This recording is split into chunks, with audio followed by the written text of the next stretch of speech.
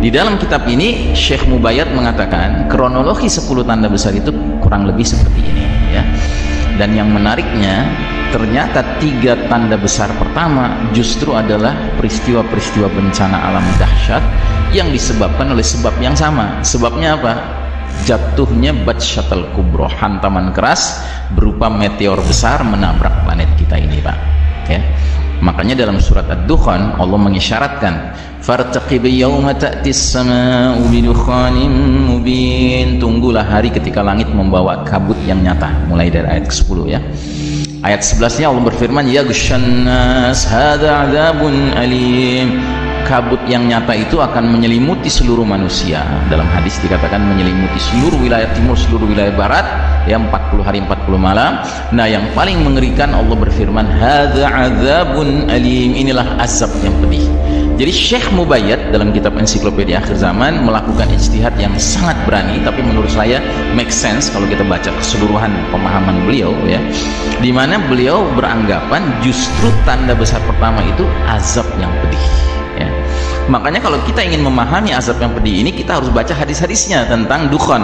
Dan ternyata setelah kita baca hadisnya, oh begitu maksudnya azab yang pedih, bahwa asap ini nanti, dukhan ini, kabut ini nanti, dia punya kecerdasan membedakan siapa orang beriman, siapa orang kafir, orang munafik ya.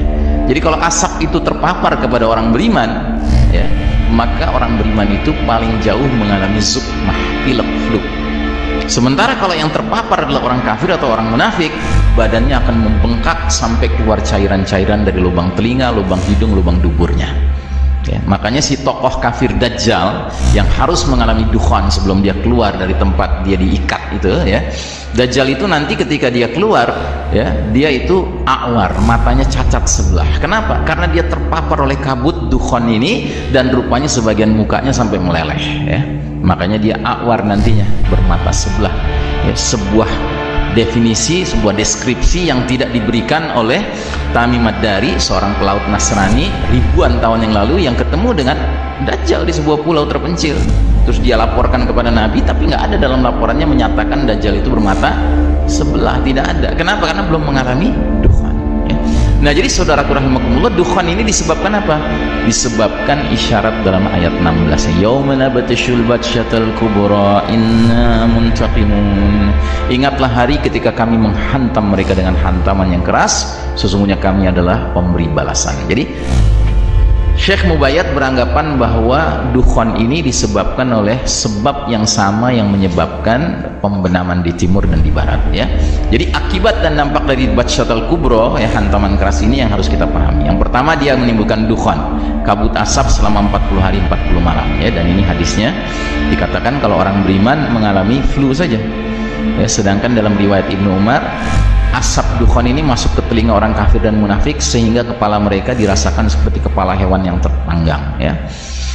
Terus juga yang kedua, dampak dari hantaman keras ini terjadi vast continental landslides, pembenaman bumi berskala benua ya.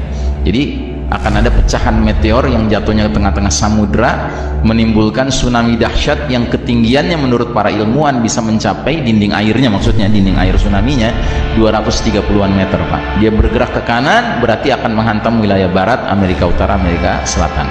Dia bergerak ke kiri menghantam wilayah timur, yaitu Asia Timur. Sehingga pembenaman di barat dan di timur, dugaan kuat kita akan menyebabkan peta geografis bumi kita ini berubah sama sekali Pak. Karena wilayah di sebelah Asia Timur ini terbenam ya. Wilayah Amerika Utara dan Selatan ini terbenam ya. Tentunya tidak terbenam semua ya. Dataran tingginya, bukit-bukitnya, gunung-gunungnya yang melebihi 200-an meter itu dia masih terpelihara, tapi menjadi ya berubah ya, menjadi apa namanya pulau-pulau lah, katakan begitu ya.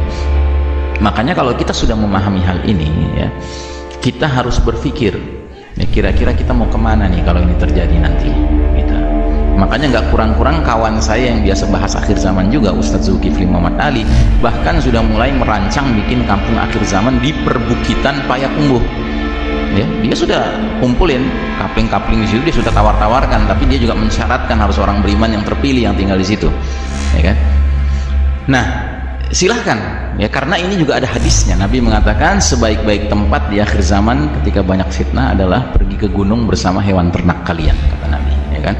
Nah, cuma saya ingatkan, kalau Anda memilih untuk menempuh jalan seperti itu, katakanlah kita sekarang di Jakarta ini, gunung terdekat Gunung Salak barangkali ya, ya terdekat kan Gunung Salak gitu. Anda mulai gitu di situ cari-cari tanah gitu, Anda bangun kampung akhir zaman di situ, silahkan, ya kan, itu mengikuti sunnah Nabi. Nabi mengarahkan seperti itu. Cuman saya peringatkan, kalau Anda nantinya selamat karena Anda tidak terhantam tsunami yang nggak bisa mencapai lebih dari 230 meter, ya kan, maka jangan kaget kalau Anda nanti tidak tinggal di Gunung Salak lagi, tapi Anda tinggal di Pulau Salak, ya, karena sekelilingnya air kan, gitu, ya kan. Nah, sementara apalagi yang terjadi? Yang terjadi berikutnya adalah significant depopulation, ya, pengurangan populasi planet bumi ini besar-besaran karena banyak yang tewas, efek dari hantaman keras, efek dari dukhan, efek dari apa namanya pembenaman bumi di sana sini, ya kan, banyak yang tewas, ya, sehingga ya ini kan wilayah-wilayah ini kan penduduknya banyak Pak, ini kan wilayah ini kan Amerika Utara, Amerika Selatan, ya kan, Asia bagian timur, apalagi nih negeri yang warna Cina nih Pak, penduduknya banyak bener kan, ya 1,5 miliar sendiri kan, sampai dikirim ke sini paksa gitu, ya kan. Nah, kalau Anda ngerti skenario akhir zaman, Anda bisa tenang, Anda bisa mengatakan, oh silakan datang, lo bakal tenggelam di sini, gitu. Tapi kitanya kemana? Itu yang harus kita pikirkan. Ya. Nah, kemudian yang berikutnya akan terjadi global famine, kelaparan mendunia. Ya, karena apa? Ya karena 40 hari 40 malam matahari bersinar tidak bisa menyentuh tanah karena terselimuti oleh kabut asap. Akibatnya tanaman, tumbuhan, pohon tidak menghasilkan. Makanya ada isyarat dari bukan dari Nabi, ini asar dari tabi'in, ya, yang berbunyi, ya, tanda bencana pada bulan Ramadan adalah sebuah tanda di langit, sesudahnya adalah perselisihan di kalangan manusia. Jika kalian mendapati tanda itu, perbanyaklah persediaan makanan sekuat kemampuanmu. Ya, jadi kita harus stockpile of food, ya. Dan menurut sarannya yang terbaik adalah yang kita stok itu adalah korma, ya, karena korma itu awet, dipeliharanya gampang, kemudian juga gizinya tinggi, ya. Dan ketika global famine ini terjadi di mana-mana, tentunya orang jadi nekat Pak. Maka nanti kaidah yang berlaku, struggle of the fittest, ya, siapa kuat dia dapat. Makanya akan ada fenomena al-haraj, saling berbunuhan dalam rangka memperebutkan makanan. Makanya kalau kita tinggalnya bersama-sama sesama orang beriman di sebuah kampung akhir zaman, kita bisa saling melindungi, kita bisa sharing makanan kita, dan kita lindungi satu sama lain dari serangan luar, gitu. Nah, tapi yang keenam ini yang barangkali nggak pernah kita bayangkan, akan terjadi shutdown of modern technology, ya. Bagaimana penjelasannya? Ya, bayangkan batu besar, pecahan meteor. Ya, jadi alhamdulillah ya, planet kita ini Allah ciptakan ada perisainya Pak, ada pelindungnya, namanya lapisan atmosfer. Jadi kalau ada meteor gigantic itu yang besar nabrak planet kita, dia pecah, tapi pecahannya tetap lolos. Nah, menurut ahli astronomi termasuk orang-orang NASA, kalau ada meteor yang besar menabrak planet kita, maka pecahannya bisa sampai berukuran garis tengahnya 2 km Pak. Jadi batu berukuran garis tengah 2 km. Anda tahu 2 km itu 20 lapangan bola, bagian panjangnya bukan bagian pendeknya, ya. Itu gede, itu bergerak dengan kecepatan puluhan ribu kilometer per jam. Tentunya ketika dia bergesekan dengan udara, dia menimbulkan induksi besar-besaran. Nah, induksi besar-besaran itu ya yang diduga kuat akan menyebabkan fenomena EMP, electromagnetic pulse, ya, macet semua benda-benda kelistrikan, ya, XL masalah, gitu, ya. Nah, tapi bukan hanya benda-benda kelistrikan yang macet, ya. Tumbukan keras, batu dengan tanah, ya, menurut ahli fisika akan sampai merubah sifat zat-zat tertentu. Contohnya besi menjadi lengket Pak. Karenanya instrumen-instrumen yang terbuat dari besi yang sedikit rumit tidak bisa dipakai lagi nantinya. Contohnya sepeda, rantainya besi, gearnya besi, nggak bisa dipakai. Bedil, pelatuknya besi, pelurunya besi, nggak bisa dipakai lagi. Makanya Nabi sampai mengatakan dalam sebuah hadis 3 kali diulang-ulang kalimat yang sama, wa uttum min haitsu bada'tum. Kalian akan kembali kepada kondisi seperti sedia kala, ya. Para sahabat dulu mendengarnya nggak paham, karena para sahabat nggak pernah pakai komputer, handphone, nggak pernah lihat listrik, nggak pernah lihat mobil, motor, pesawat udara. Mereka nggak pernah lihat ini semua, kecanggihan teknologi ini. Tapi kita yang sekarang membaca ini, kita bisa mikir dong, oh ini maksudnya akan terjadi setback of modern technology, ya. Jadi teknologi modern ini wassalam. Dan yang menariknya, Syekh Mubayyad dalam kitab Ensiklopedia Akhir Zaman menegaskan bahwa jika ini terjadi, ini bukan hal yang buruk bagi umat Islam, justru baik bagi umat Islam. Kenapa? Karena umat Islam pada saat itu bisa istirahat, Dari apa? Dari perlombaan mengejar ketertinggalan di bidang teknologi menghadapi barat kafir. Sebuah perlombaan yang akhirnya harus kita sadari nggak mungkin bisa kita menangkan. Kenapa? Karena barat kafir nggak akan rela kita menang, Pak. Boro-boro menang, setara aja nggak boleh.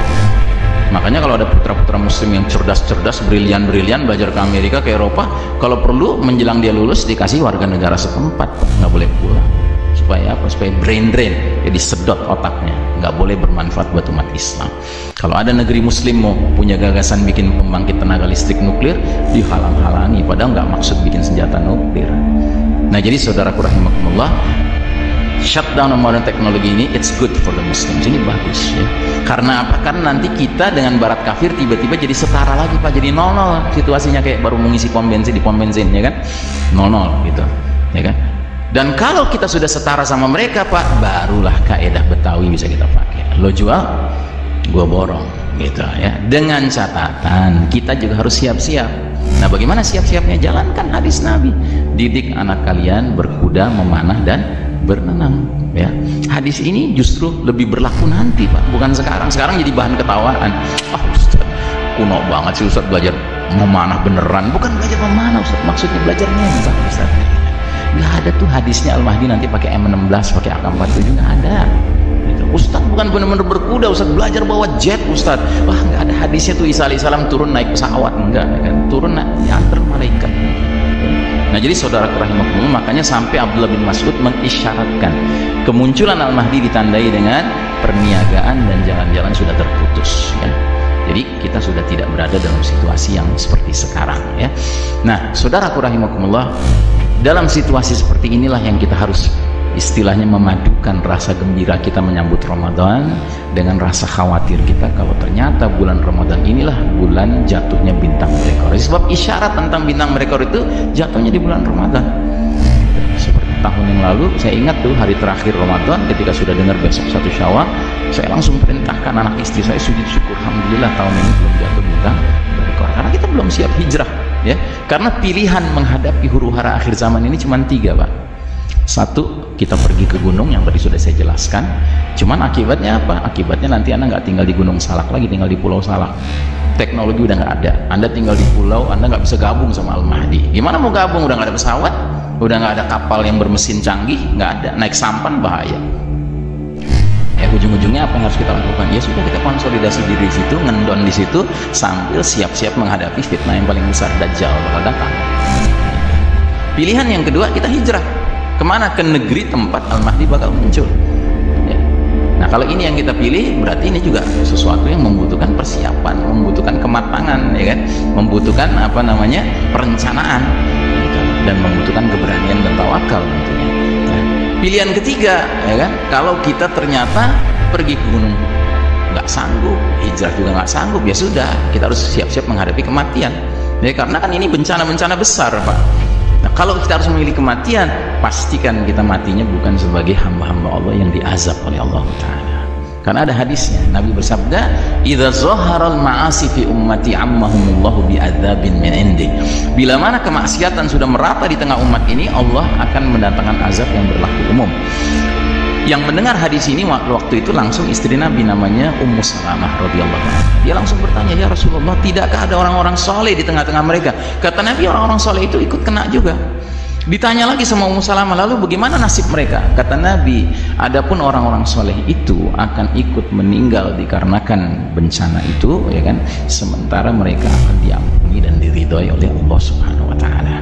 Nah, kita hanya bisa mendapatkan predikat itu, ya, kalau kita pergi gunung kagak, ya kan, hijrah juga kagak untuk gabung sama Al-Mahdi, kita akan mati, ya kan. Kita hanya bisa dapat predikat itu kalau ibadah, amal ibadah kita cukup dan benar, amal soleh kita cukup dan benar, kita terlibat dalam amar ma'ruf nahi munkar, ya kan, bukan tipe-tipe orang yang kemungkaran disaksikan, dia lihat, ya kan, dia ridho lagi, nauzubillah min dzalik, ya kan.